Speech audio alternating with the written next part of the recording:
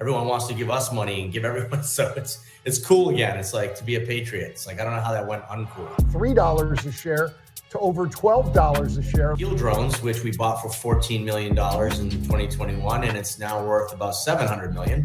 Actually, FPV drones are the most successful munition in Ukraine right now, more than HIMARS. I am John Najarian, Rebel Extra today. And that has led us, by the way, to today's Rebels Extra with none other than the CEO of Redcat Holdings, because we talked about that several times over the past week. This is a company, folks, that is a drone manufacturer. And so rather than listening to me or somebody else on TV or streaming talking about their expertise in drone capabilities and whether or not what we're seeing in New Jersey is an alien attack, whether it is Chinese setting up for a big attack, or whether it's the U.S. Running grid patterns and apparently looking for something, who better than a guy that has built a company from scratch in the drone space? And that somebody is Jeff Thompson. Jeff, great to have you on the show, sir. Well, just great. Thanks for having me. This is going to be fun. Yeah, it should be. And in full disclosure, folks, I live in Puerto Rico. Turns out Jeff lives in Puerto Rico and probably lived in Puerto Rico even longer than I have. And I would run into Jeff occasionally down at the harbor or some such thing. And if every time I saw him down there, I would have bought shares of his stock, I'd be probably 5 times richer right now. Because my gosh, Jeff, this is one of the top performing stocks. Your stock has gone from just pennies to as high as, I think, $12.57 this year. I mean, it tripled from the end of October right up until the end of November, I think. It went from $3 a share to over $12 a share. Like I say, I think $12.50 something a share. So tremendous performance. And that was really before everybody spoke about drones every single day. And we've been doing that, of course, because of what's going on in New Jersey. So my first question to you, Jeff, is, before I get into the genesis of the company, what the hell is going on in New Jersey with these thousands of drone sightings every day? Yeah, I've been on national TV like 3 or 4 times this week, and it wouldn't happen because, I got a face for radio. But it's not our adversaries. And if it is, that'd be great, because if it's China and they're waiting for nighttime and putting their lights on for proper FAA lighting, that's an enemy I want to go up against every single day. It's got to be something in the government.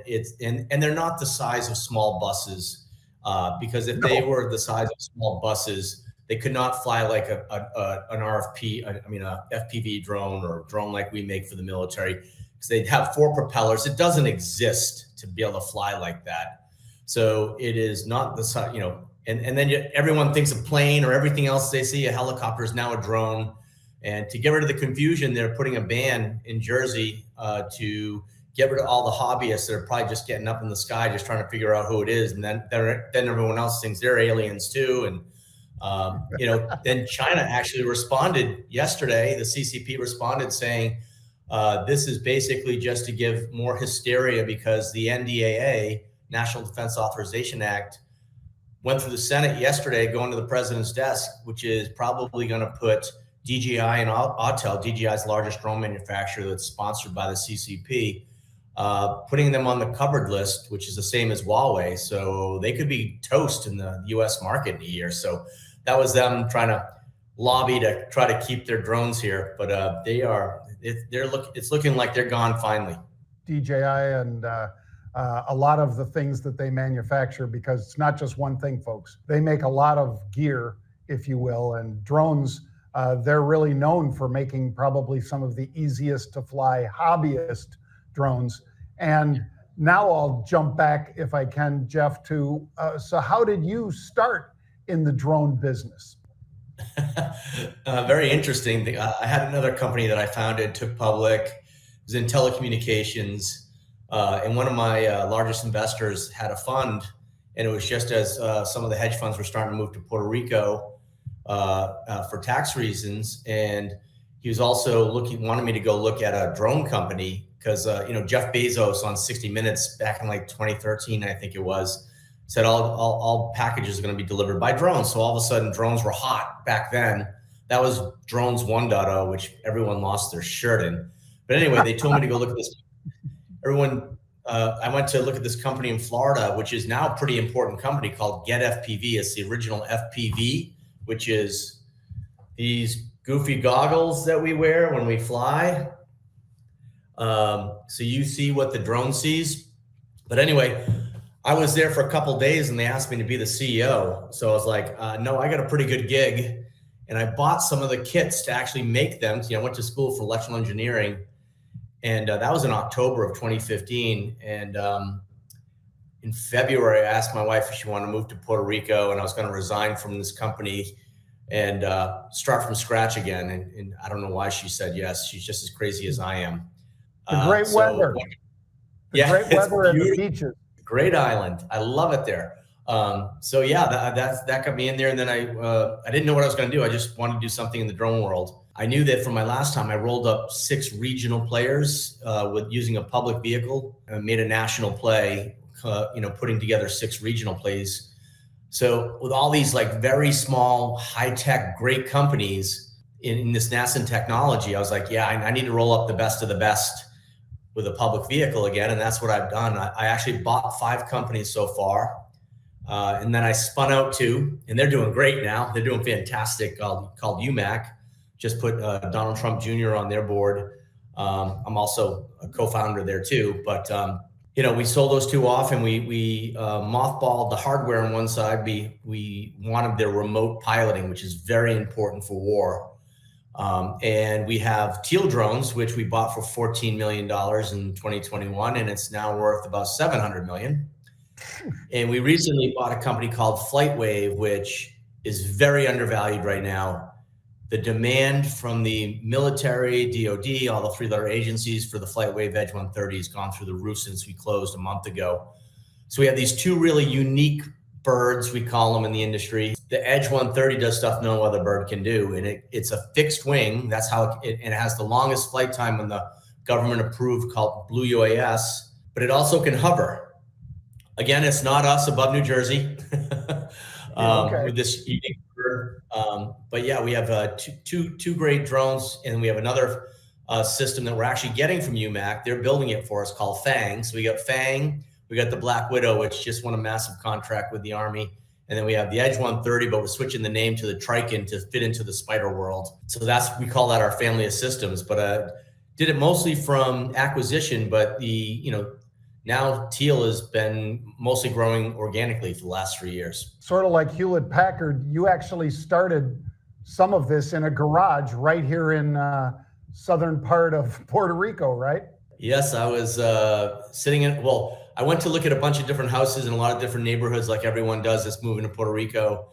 And one of the locations I looked at down there in Palmas had an air conditioner in the garage. I was like, this is it. This is the one I want. It's hot here. I'm going to be in this garage, 12 hours a day. I need air conditioning. And started it there. Met a bunch of the local pilots that were racing pilots. My first employee, I just got off the phone with a few minutes ago.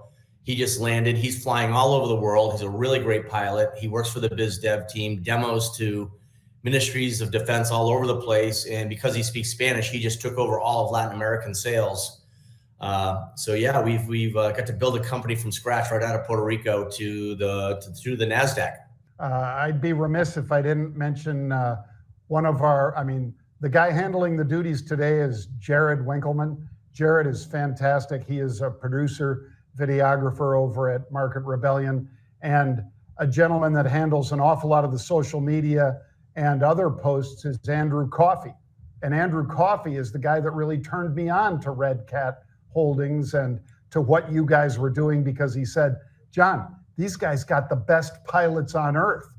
And Andrew is an avid hobbyist and has had several iterations of drones.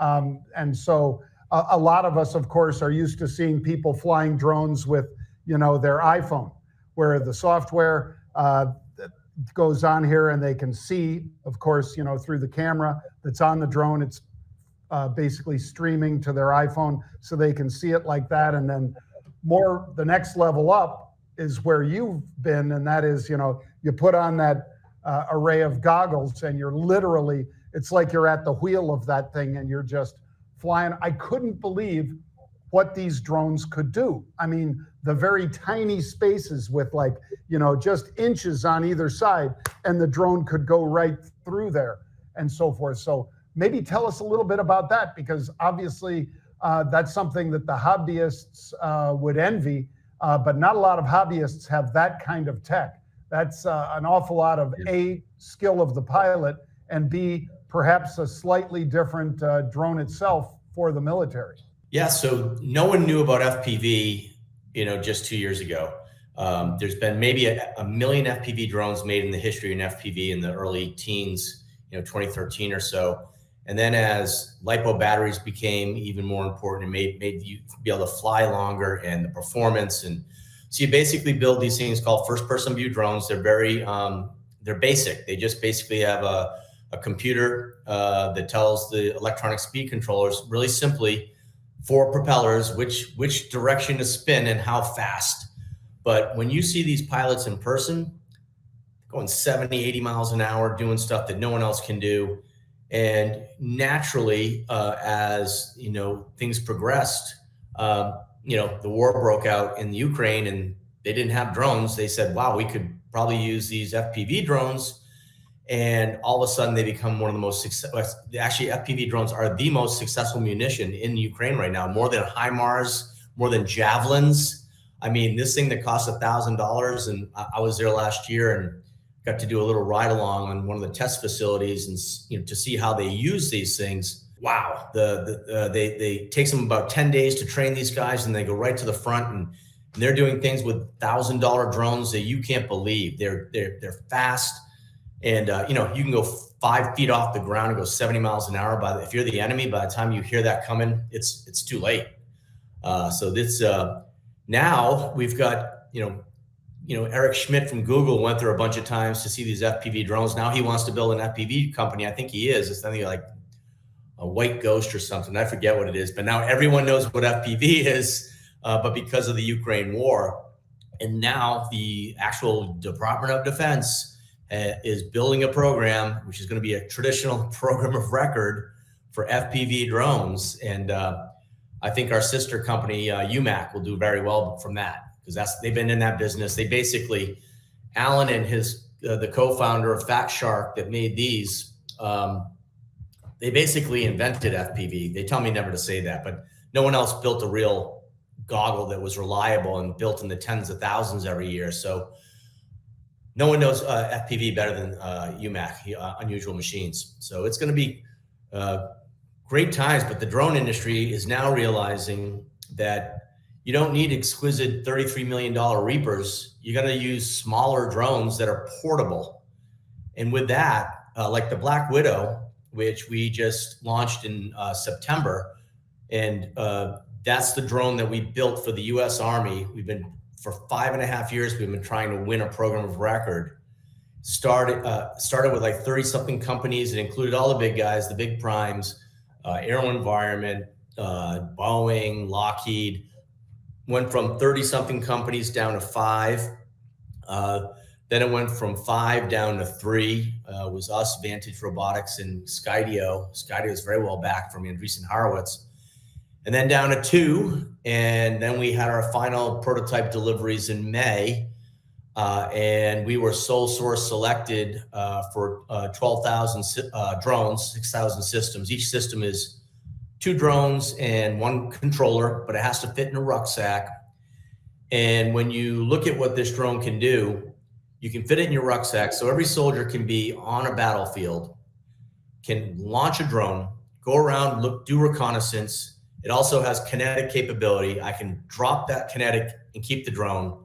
Or if I see a $4 million tank and want to get rid of my $17,000 drone, that's a great statistical win.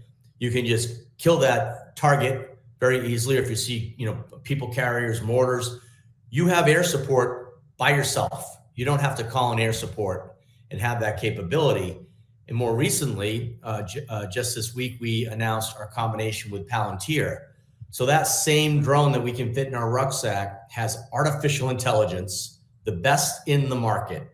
They're actually making revenue off of AI. A lot of companies aren't. But in that small drone, we have artificial intelligence. And when you're in Ukraine or any battlefield, GPSs don't work. So a lot of drones can't go to the battlefield because they're useless.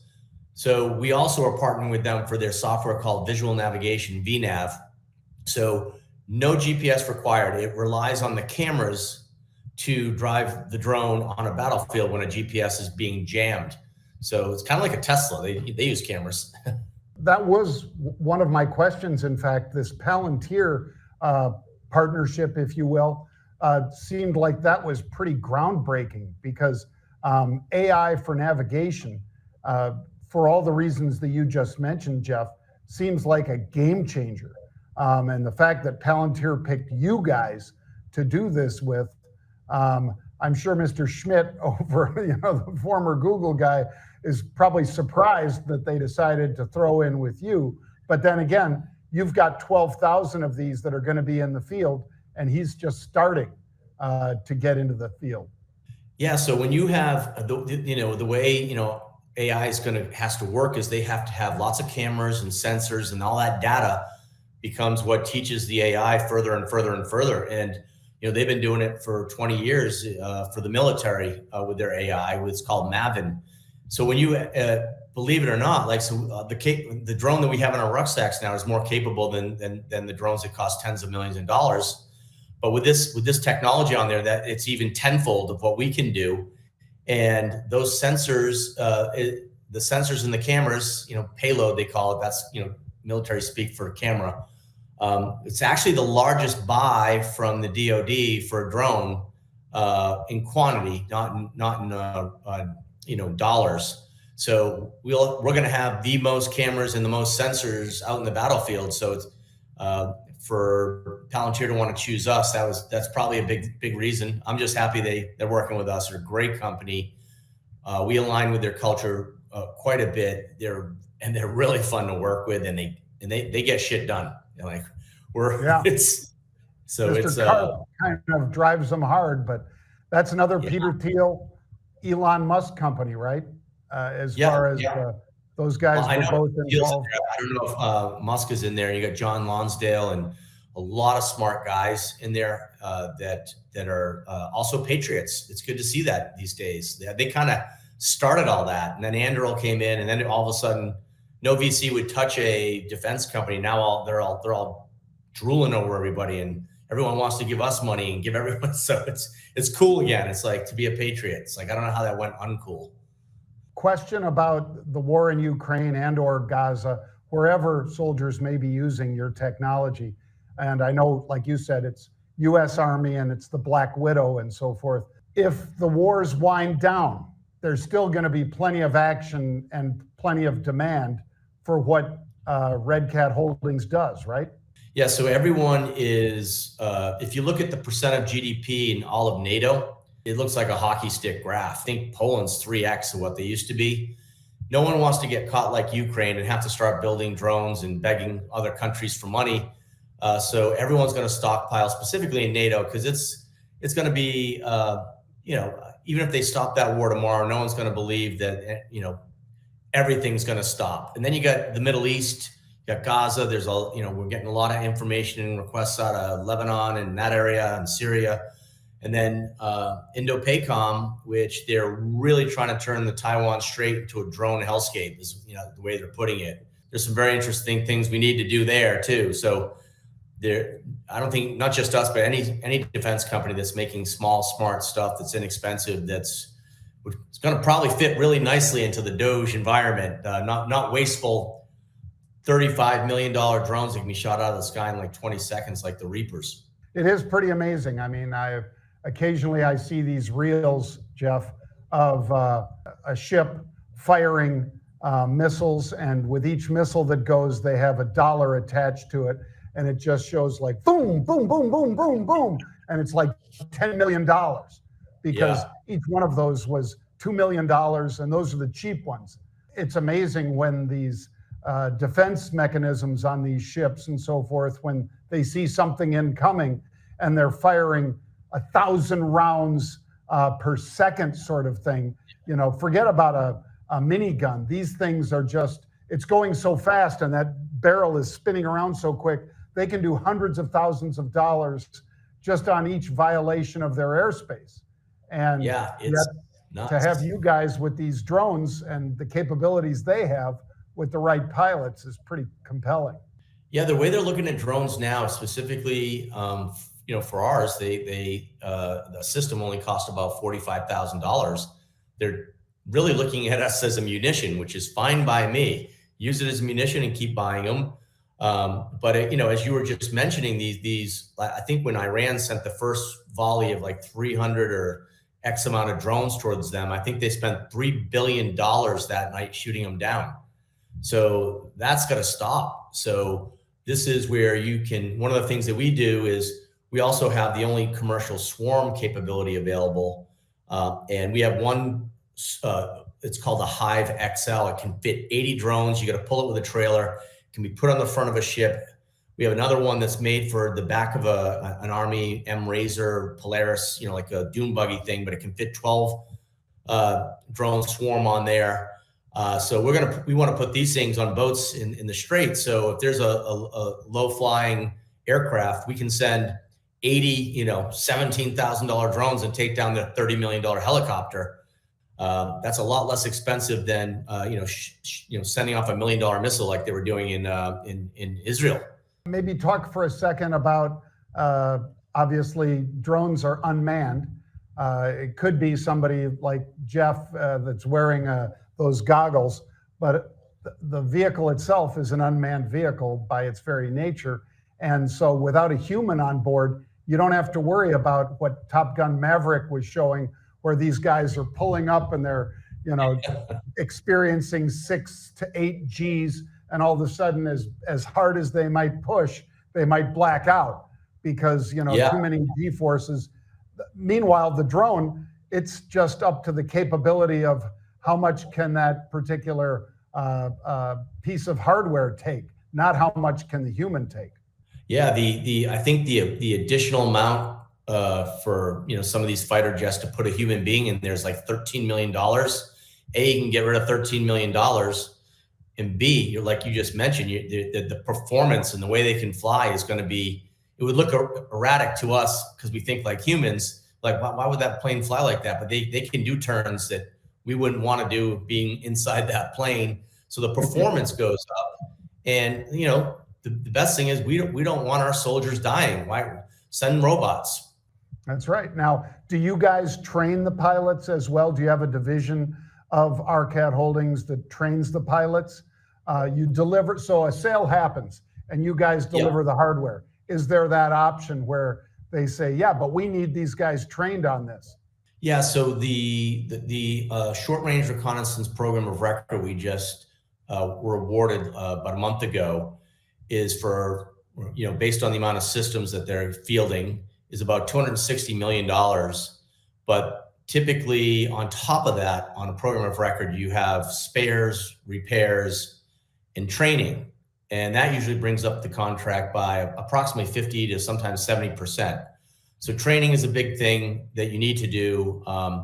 We've actually just done some training in Australia. We're doing some training over in NATO right now to, you know, that's the most important thing, so they can really utilize the tools that we're giving them so that they get the best out of the drone. So you want them very well trained, because otherwise if they're not trained, they're going to crash it, break it, and then they're going to blame the drone.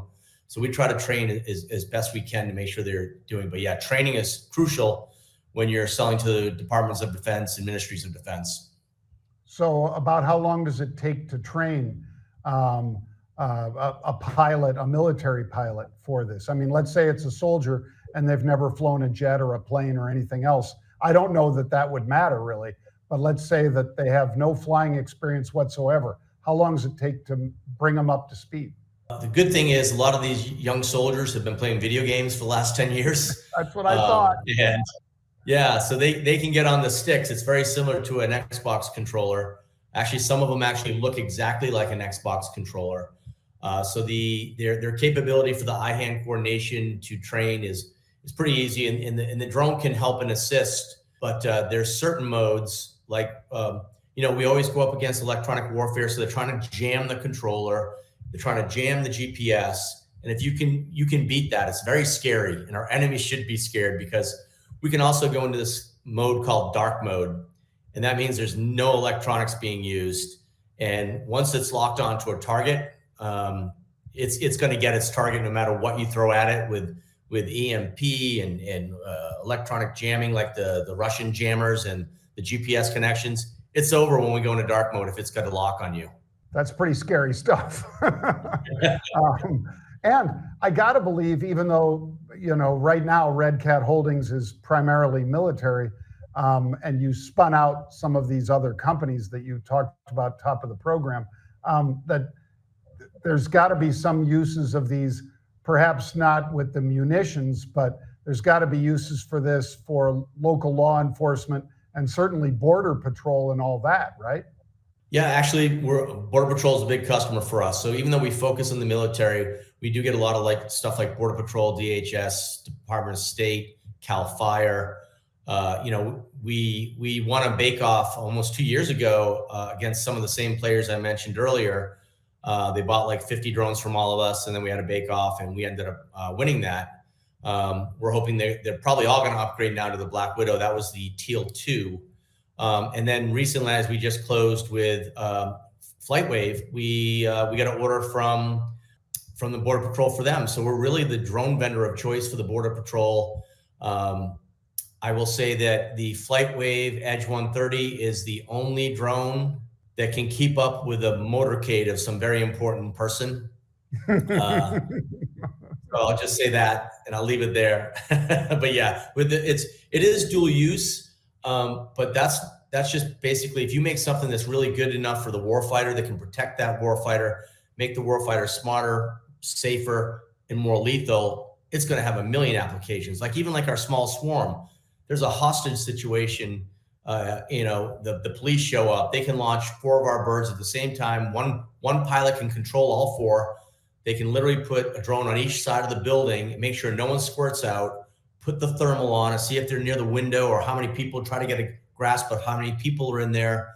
And then if you get a break, you could actually send one of the FPV drones, the Fang, like UMAC makes, break through a window and just fly around on there until you find the enemy or the person that's the bad guy, the criminal holding someone's hostage or something. But the amazing things we can do with drones now for first responders is just amazing. The difficulty in the past has been their budgets to be able to buy military style technology. But now that DJI and Autel are going to probably get banned and put on the cover list, that's going to be a massive amount of total addressable market that wasn't there as of yesterday before 11:30 when the Senate signed it. Well, and folks, so that TAM, that total addressable market, is massive for these drones. And, I think most of you can read between the lines here. If you're taking out 2 of the biggest makers of those drones through this bill that was just signed on the 19th, you got to think that firms like Redcat Holdings are licking their chops because whether it's UMAC or Redcat or any of these others, the ones that don't have Chinese parts, the ones that aren't made in China and driven by the CCP are going to be huge winners. I'm just letting you know the way I'm seeing it right now. So, Jeff Thompson, great conversation, sir. Redcat Holdings, RCAT is the stock. Gosh, I think it's up 1,600% year to date or something like that. Some crazy returns on that. Make sure you check it out, RCAT, Redcat Holdings. And we're going to get Jeff and one of his pilots, or maybe Jeff, on the Hill of Death down here in Puerto Rico, filming in and out of some of the. We'll need another pilot. I'll just try to keep up with you. That'll be fun. So thank you, Jeff Thompson. Appreciate your time. To all of you, leave us a comment. Let us know what you think. And I look forward to coming back with another Rebels Extra in the near future.